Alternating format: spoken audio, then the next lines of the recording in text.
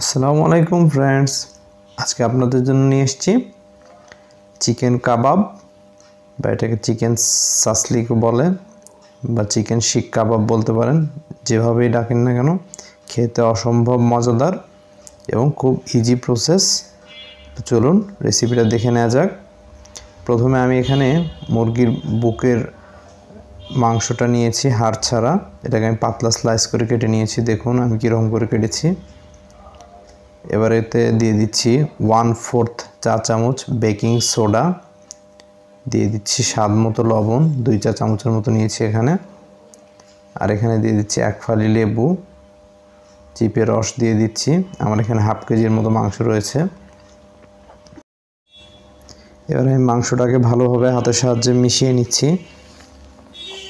এবার এটাকে একটা সাইডে রেখে দিচ্ছি। এবার আমি এখানে 1/3 কাপ টক দই নিয়েছি এবং নিয়েছি 1/3 কাপ পেঁয়াজের বেরেস্তা। এগুলোকে আমি ব্লেন্ড করে নেব একত্রে। এবার আমি চলে এসেছি ম্যারিনেশনে। দিয়ে দিয়েছি 1.5 চা চামচ গুঁড়োমরিচ, হাফ চা চামচ গোলমরিচের গুঁড়া, দিয়ে দিচ্ছি ভাজা জিরার গুঁড়া 1 চা চামচ। এবার আমি অ্যাড করে দিব ধনিয়ার গুঁড়া 1 চা চামচ। এবার দিয়ে দিচ্ছি গরম মশলার গুঁড়া হাফ টেবিল চামচ, বা আপনারা এখানে বারবিকিউ মশলাটা ইউজ করতে পারেন। এবার অ্যাড করে দিলাম আদা রসুন বাটা 2 টেবিল চামচ। তো এবার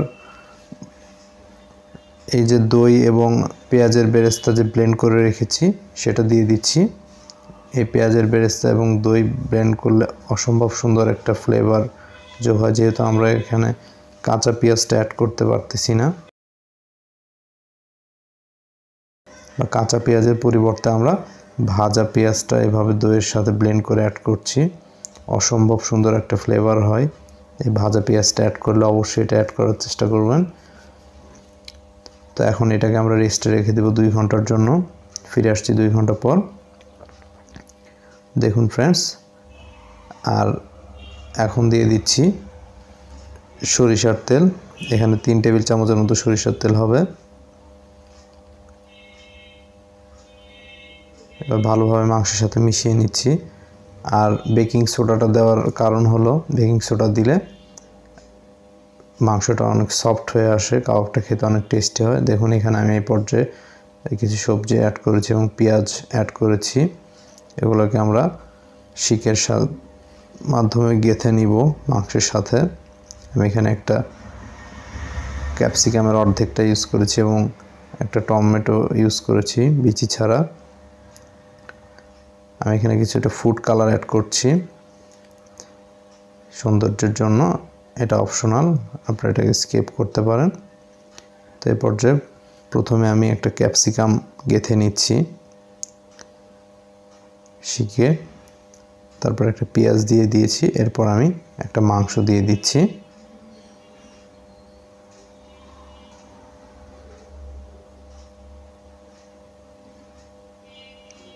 ওকে, ডান।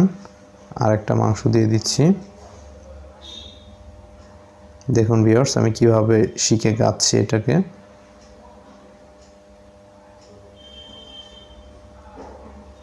এবার দিয়ে দিচ্ছি একটা টমেটো, দিয়ে দিচ্ছি আর একটা পেঁয়াজ। পেঁয়াজগুলোকে আমি এখানে 4 ভাগ করে ইউজ করেছি। এবার আরেকটা মাংস দিয়ে দিলাম। ঠিক এভাবে আপনারা সুন্দর করে সাজিয়ে সাজিয়ে এগুলোকে শিকে গেঁথে নেবেন, বা আপনারা সবজি দিতে না চাইলে শুধু মাংসটা শিকে গেঁথে এটাকে বারবিকিউ করতে পারেন, অথবা ফ্রাই প্যানে ফ্রাই করতে পারেন হালকা তেল দিয়ে। তো দেখুন আমাদের শিকটা রেডি হয়ে গিয়েছে। এখন আমরা একটা ফ্রাই প্যান বসিয়ে দিয়েছি চুলায়, দিয়ে দিয়েছি সরিষার তেল। তেলটা গরম হয়ে আসলে আমরা মাংসগুলোকে দিয়ে দিচ্ছি, যেগুলো আমরা রেডি করে রেখেছিলাম। এটাকে আপনারা মিডিয়াম টু লো হিটে ফ্রাই করবেন। দেখুন ভিউয়ার্স আমাদের একটা পাশ হয়ে গিয়েছে, মোটামুটি কালার চলে আসলেই প্রতি 1.5-2 মিনিট পর পরে আপনারা একটু উল্টে পাল্টে দিবেন, ঘুরিয়ে ঘুরিয়ে এটাকে ফ্রাই করবেন। অসম্ভব ভালো লাগে এই শিক কাবাব বা চিকেন সাসলিক যেটাই বলেন।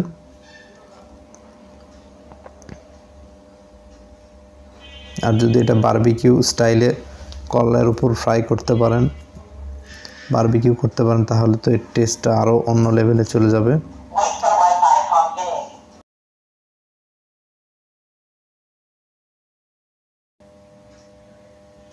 তো ফ্রেন্ডস দেখুন আমাদের মাংসগুলো রেডি হয়ে গিয়েছে।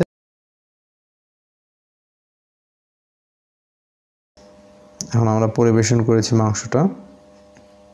দেখুন কতটা লোভনীয় হয়েছে এবং কতটা জুসি হয়েছে, কালারটা অনেক সুন্দর এসছে। আর এই যে পাশে ডান পাশে যে সসটা দেখতে পাচ্ছেন, এটা আমি যে মশলাটা বেঁচে গিয়েছিল সেটা ফ্রাই প্যানে কিছুটা ভেজে নিয়ে এর মধ্যে টমেটো কেচাপ বা টমেটো সস অ্যাড করে দিয়েছি এবং এটা খেতে অসম্ভব মজার এবং টেস্টি হয়েছে। দেখুন মাংসটা কত সফট হয়েছে। তো ভিউয়ার্স, আপনারা অবশ্যই বাসায় এটা ট্রাই করবেন এই শীতের সকালে। এই ধরনের কাবাব খেতে অসম্ভব ভালো লাগবে আশা করি। আর আমাদের চ্যানেলটা অবশ্যই সাবস্ক্রাইব করে দেবেন, ভিডিওটা একটা লাইক দিয়ে দেবেন এবং আপনাদের মূল্যবান মতামতগুলো কমেন্টে জানাবেন। তো আজ এ পর্যন্ত, ভালো থাকবেন। আসসালামু আলাইকুম, টেক কেয়ার, বাই বাই।